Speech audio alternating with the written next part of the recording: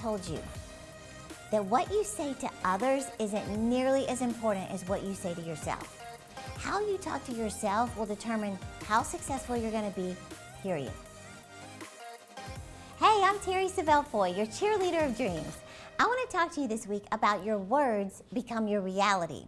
And I'm going to share some shocking, exciting stories to prove truly how powerful and even mind-boggling your words are, positively and negatively. But first, I want to ask you if you would help me out real quick. Would you take 1 second and give me and my team a little boost of encouragement by subscribing to this channel? You know, it's wild how for a while it felt like our channel wasn't growing much. Algorithms, whatever, I don't understand it. And now all of a sudden we started growing so much. So I want to say how much I truly appreciate you subscribing, and I promise you will get your faith built up to live your dreams. Okay, so your words become your reality. Listen to this true story, and if this doesn't send chills up your spine, maybe it will encourage you to zip your lips. This is a story. I just happen to have a guitar here. I don't have a clue how to even hold this, but it's about the former bass guitarist for the band Weezer. Okay, I'm gonna put my electric guitar down for a second. This is a chilling story. Mikey Welsh, I don't know if you've heard of him, but he predicted his own death on Twitter based on a dream he had. So on September 26, 2011, the 40-year-old musician tweeted this: "Dreamt I died in Chicago next weekend. Heart attack in my sleep. Need to write my will today." That's what he tweeted. Then he immediately went back and corrected his tweet, and he wrote, "The weekend after next." 2 weeks later, on October 8, 2011, Welsh was found dead in a hotel room in Chicago at the exact time he predicted. Well, they discovered that it was, prescription drugs, were in his room, but they suspected the cause of death was a heart attack brought on by drug overdose. He predicted his own death, and it happened exactly the way he declared it. Well, what does Matthew 12 say? Words are powerful. Take them seriously. Now, here's another chilling story taken from Jimi Hendrix, who was another guitarist. Now, this is crazy. This is from lyrics to a song he wrote in September of 1965. It was called The Ballad of Jimmy. This is what the lyrics said. "Many things he would try, for soon he'd die. Now Jimmy's gone, he's not alone. His memory still lives on. 5 years, this he said, he's not gone, he's just dead." That's what he wrote in the song. Exactly 5 years later, Hendrix died on September 18th, 1970, just as he declared. Matthew 18:21 says death and life are in the power of the tongue. So I want you to know you are truly speaking death or life over your circumstances every time you open your mouth. Now, most people don't realize just how detrimental their words are in producing their outcome. In fact, Rodney and I were watching the life story, the movie of Tina Turner, and you've probably heard that movie, What's Love Got to Do with It? Well, afterwards, I just Googled Ike Turner, Tina's ex-husband who was so abusive, and I was reading his Wikipedia, and at the very end, it said on December 10th of 2007, he told his assistant that he believed he was dying and he would not live until Christmas. This is what it says on Wikipedia. As he predicted, it said Turner died 2 days later on December 12th. Now, these are pretty dramatic stories of people prophesying their deaths. You may or may not be using words that detrimental, but what are you saying? Are you speaking words of failure over your future? Are you just agreeing with hopelessness that life is just always going to be like this? Or are you declaring that poverty and defeat are just your lot in life? Are you speaking words that are contrary to God's best for your life?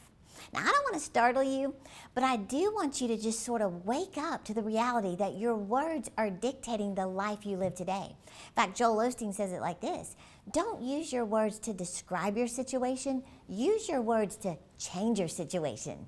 See, you get to choose. Either speak death or speak life. There's even a scripture in the Bible where God gives us the answer to this multiple question quiz. Choose life, he says. Well, Proverbs 16:23 says, the heart of the wise teaches his mouth and adds learning to his lips. See, what if I told you that what you say to others isn't nearly as important as what you say to yourself. How you talk to yourself will determine how successful you're going to be, period. That's a bold statement. You know, your personal, I like to call it a pep talk. I wrote a whole book on pep talk. Your personal pep talk can help you lose weight, get good grades, achieve promotion, close sales, get along with people, win awards, and even gold medals. In fact, listen to this. This was in 1993. The national champion of figure skaters, they were interviewed for a study on their unique coping strategies for just how do you handle the stress. Well, they discovered the most common way they deal with stress, 76% of the skaters, was rational thinking and self-talk. In fact, Ruben Gonzalez, he agreed with the study, and he took his personal list of affirmations with him. He said he took them all over the world, and he would consistently give himself a pep talk, helping him become, he called it, resilient in the face of life's challenges. Well, every single day he would read what he called the Champion's Creed, and this is what it said. I am a champion. I believe in myself. I have the will to win. I set high goals for myself. I surround myself with winners. I'm cool, positive, and confident.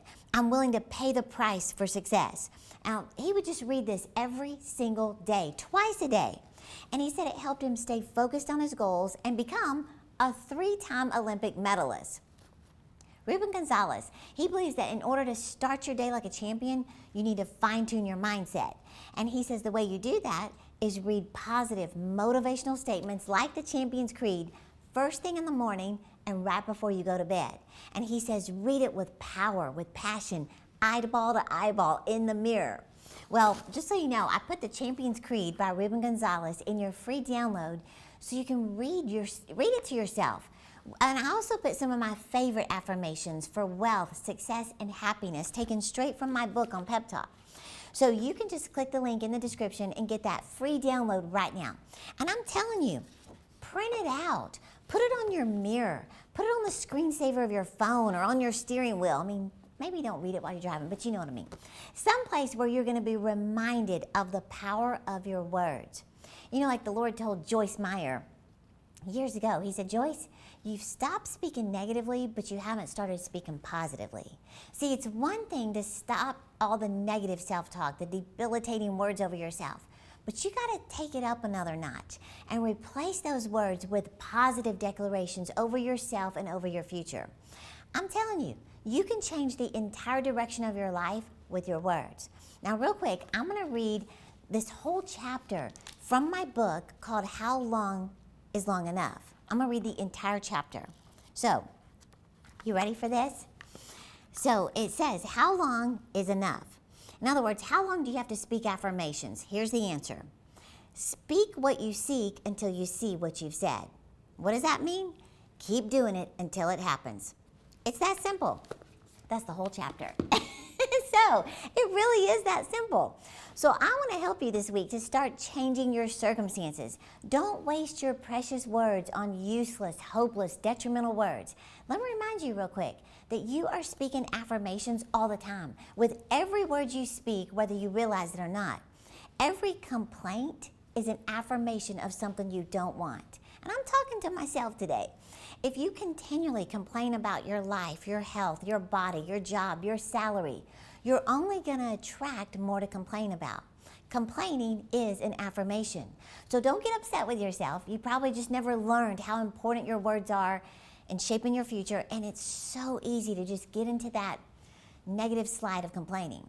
So I want to encourage you to do your best to stop complaining, but also every single day for a solid week, read the Champion's Creed or my list of positive affirmations and just do it. Set an alarm on your phone that says Pep Talk and watch how your life will start to improve. So click the link in the description right now, get this free download, and I want to say thank you so much for watching, and I am cheering you on to live your dreams.